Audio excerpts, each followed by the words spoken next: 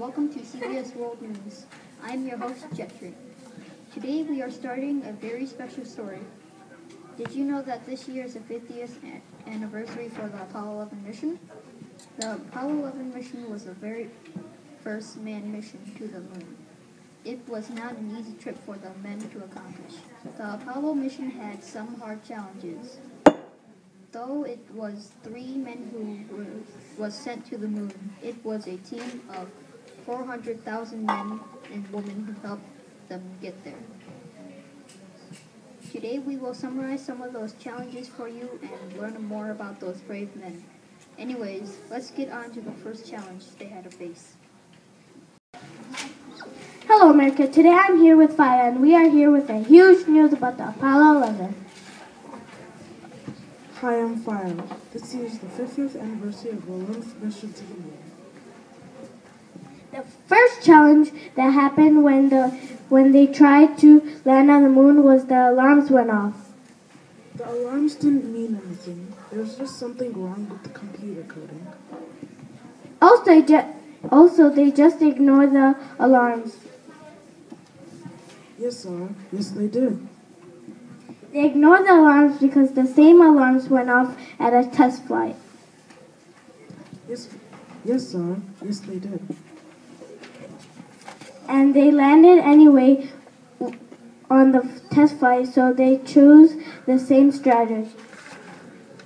That's very true, Zara.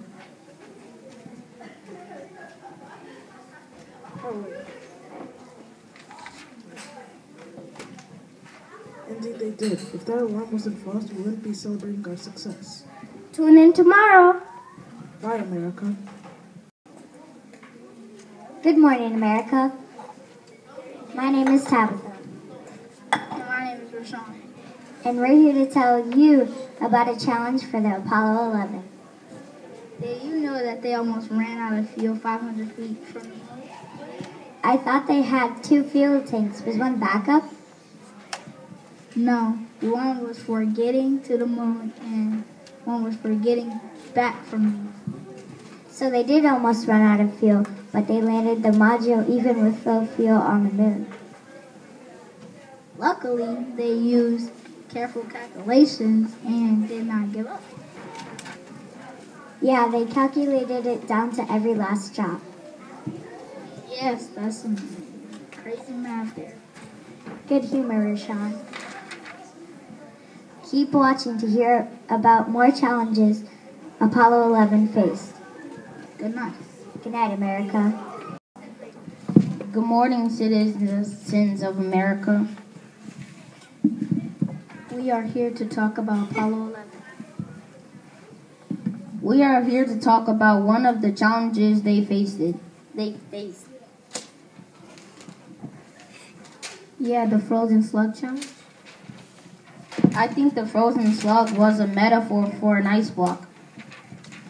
I think so too. What else do you know about the Apollo 11? Well, I know the problem was that they had a frozen slug stuck in their fuel line. Once they blasted off to the moon, the frozen slug melted in time before the rocket could have exploded. That is true, Jaden. The engine's temperature was building up and almost exploded. I don't know that happened. I thought that the temperature stayed the same. Well, see, Jaden, in order for something to explode, it has to heat up first, and then it starts to form pressure. Oh, okay. Thank you for telling me this information, Marcus. Great discussion, Jaden. I think we should wrap this up now. Thank you, folks, for watching. See you guys later. Until next time, folks. Good morning, America. Yes, good morning, America. I'm your host, Juan. And I am Noah. We will be talking about the Apollo 11 mission. Yes, that's right. The Apollo 11 mission was the first successful mission to the moon. We will also be talking about how they almost froze and burned to death. Yep. NASA had to make a spacesuit that can withstand the heat and the cold. Wow, that must have been really hard to make. You bet. The suit was important because the temperatures were 250 degrees in the sun. And negative 250 degrees in the shadows. That is really hot and really cold. No one can survive those temperatures without a special suit. One of James McBain's quotes are, "Very few pieces of equipment actually flew the whole mission." That's right, that was one of his quotes. NASA also made lunar boots. Yep, that's right. Well, thanks for tuning in, folks. Yep, and we'll see you next time.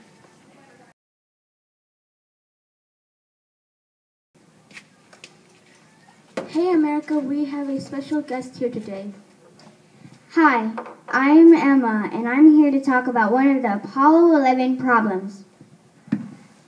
Would you like to say a few words about the wind problem? Why, yes, the problem was that the wind in Australia, where the satellite was, kept messing up the broadcast so they couldn't hear or see anything. So that was the problem. What was the solution? The solution was that Cliff Smith stayed and helped hold up the satellite until everything was broadcasted. And the satellite was huge.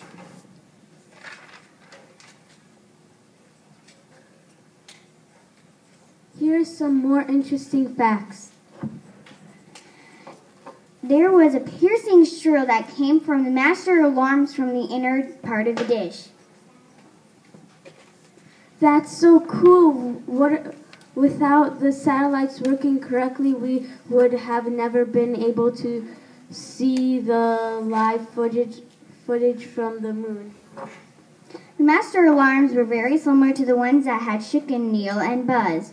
The showing of the moonwalk was very important to the people all over the world to witness this historic event.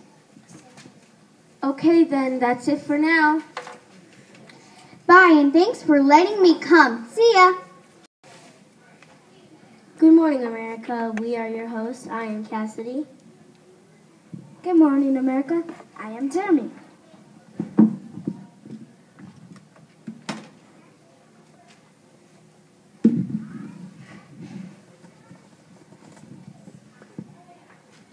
Do you know that Apollo 11 had to face 8 challenges head on? Well, today we will be telling you about one of them. Can you tell us more about this challenge? Yes, well, the problem was that they couldn't breathe on the moon, which really puts a damper in the plans, doesn't it? Right, because the moon doesn't have enough oxygen for humans to breathe. That's not all. There was also some other problems that put a damper to their plans, like the lack of air pressure. Oh no, that was probably horrible for them. Yeah, but they were able to find a solution in time to save themselves. Oh, that's good to know that they found a solution to save themselves. Do you want me to tell you what they did to save themselves? Sure. Okay, I'll tell you what they did to save themselves. They created a machine that would provide oxygen pressure. Isn't that machine called the PLSS, the Portable Life Support System? Yes, the astronauts wore the PLSS on their back during the moonwalk. The PLSS saved their lives. Stay tuned after this commercial break to hear about another challenge the astronauts faced. Hello, America. It is I, Leah, joined by Annika. Apollo 11 faced a very hard challenge. What was that challenge? Well, it was about the glitches with the images. Let's talk about why this was a challenge. Well, I know one problem that the Apollo team members thought there was a such thing called moon germs that would destroy the film. Didn't they know there was no such thing as moon germs, though? Since it was their first time to the moon, they never knew. Well, good thing we know now, right?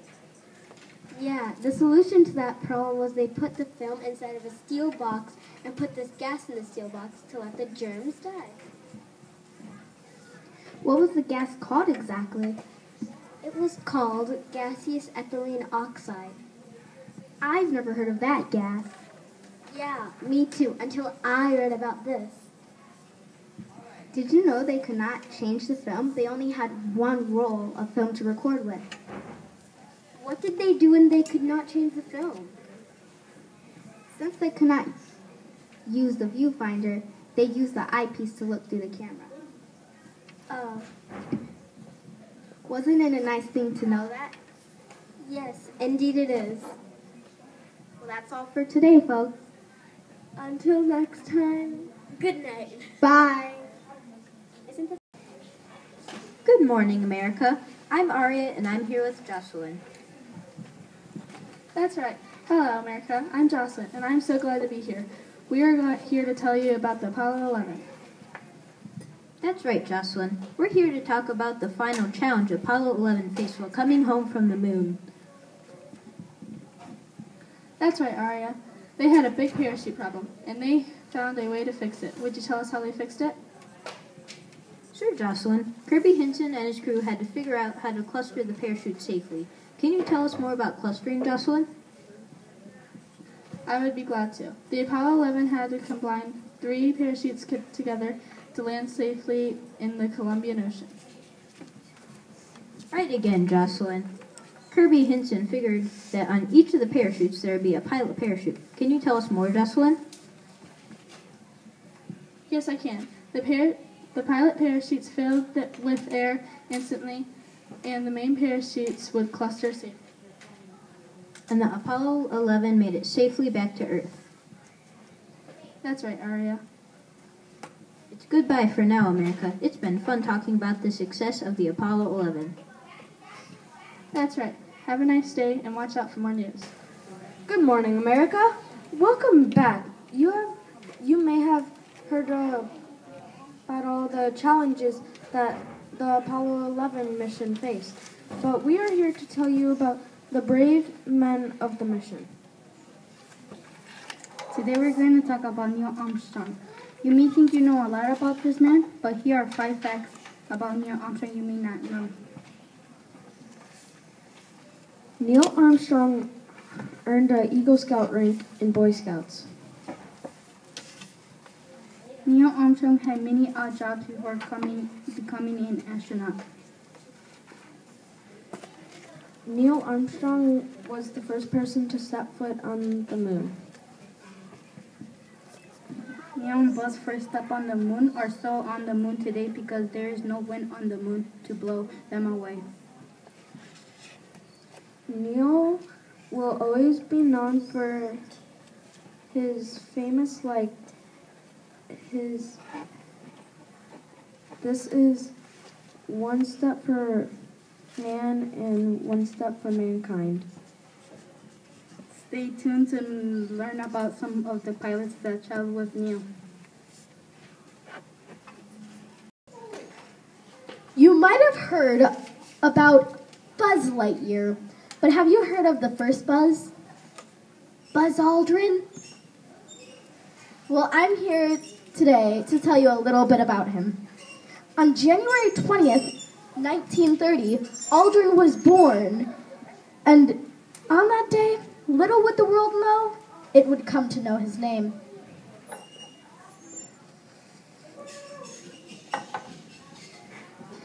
Fun fact, his mother's maiden name was Moon, and he graduated from West Point Military Academy.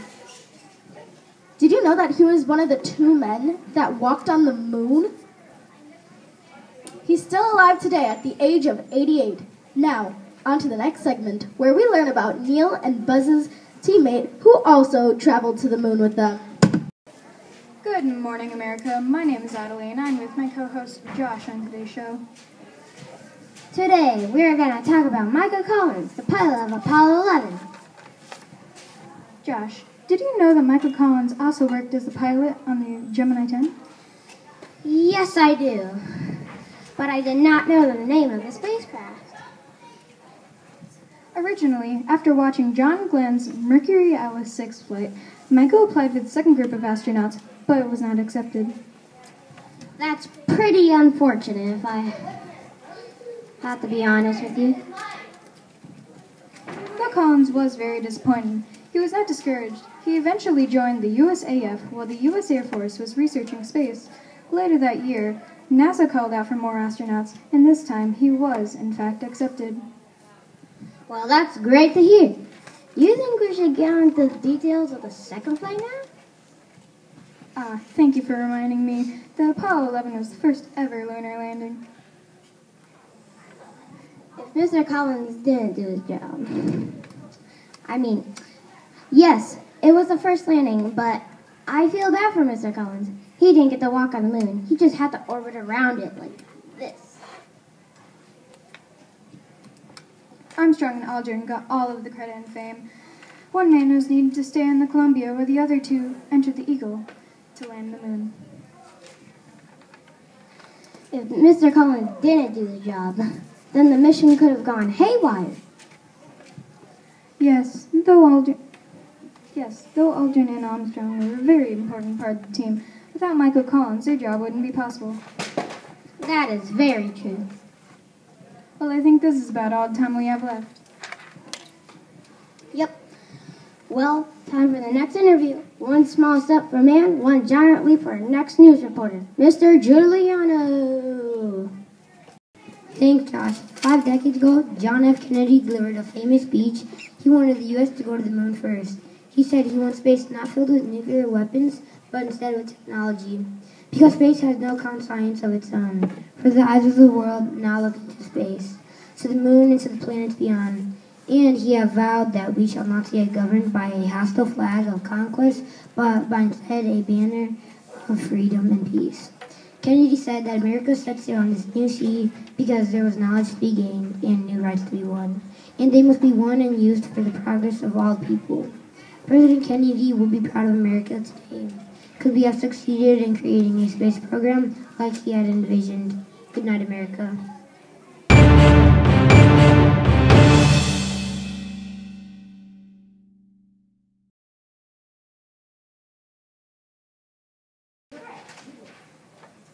Hello and welcome. Hello and welcome to CBS World News. I am your host Jetrin, and today we are. Can I switch to the next spot? This is so official here. Good morning, America. My name is Tabitha. Who are you? I'm Zara, and I'm Rashawn. Do you have coffee? Yeah. Okay. Hey, that's my coffee! Good morning, United States. Oh, there's a spider! Good morning, America. I am. Where's my paper? I don't know. Wait, dude, dude. Like, Good morning, America.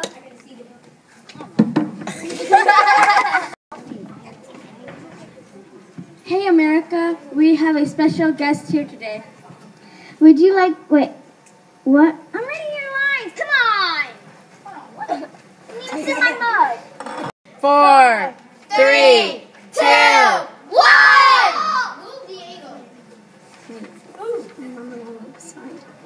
Good morning, America. We are your hosts. I am Cassidy.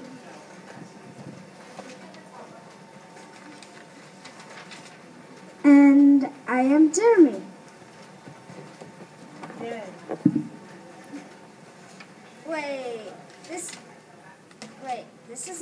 This is not Apollo 11. I'm on Apollo 11.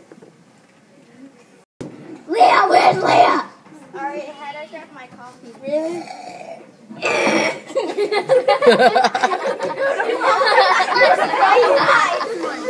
I'm Ariana. Jocelyn? Yes, I can. Oh.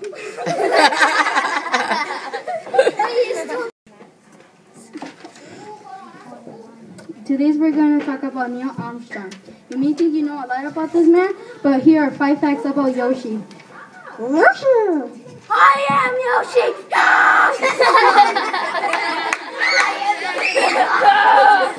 I am milkshake! Sorry I'm running late, guys. So today I am your host, and my name is Lily, and I went to first grade. Here's your coffee. No, I'm sorry. Here you go. Too much. Coffee. Good morning, America. My name is Adelaide, and I'm here with my co-host, Josh.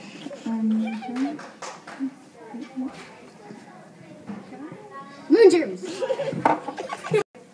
As your president, I declare everybody to give me ice cream. And I want this side of the room to give me a milkshake, strawberry preferably. And I want chocolate ice cream for you guys.